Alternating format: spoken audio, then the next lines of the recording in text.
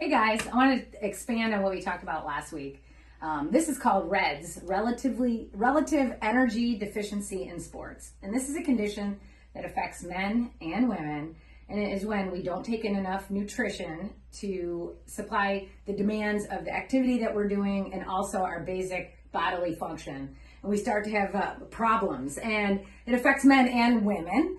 And it's due to a low energy availability, meaning we're just not taking in enough calories, and we start to see signs, both physical and also in our performance.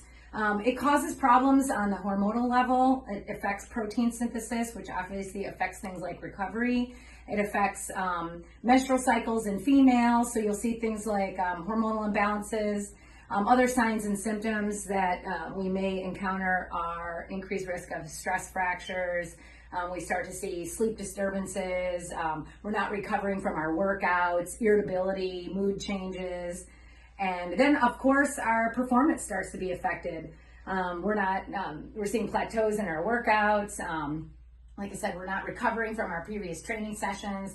And a lot of this just has to do with the energy. We're not bringing in enough energy to supply our basic bodily functions, let alone the demands of the activity. So it is a very serious topic, and it's something that I do recommend reviewing with a sports nutritionist. Diet is obviously very important. Other considerations are really looking at training load and periodization of our training schedule to make sure that we're offloading our body and then calorically taking in enough nutrition to offset the demands of our training.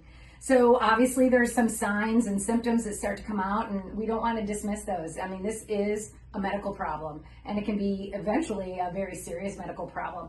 And I want to just point out that it affects men and women. So again, it's when our calories we're not taking in enough calories to sustain bodily function and our training load, and our body starts kind of shutting down, almost like going into conservation mode, and then we start having medical problems associated with that calorie deficit.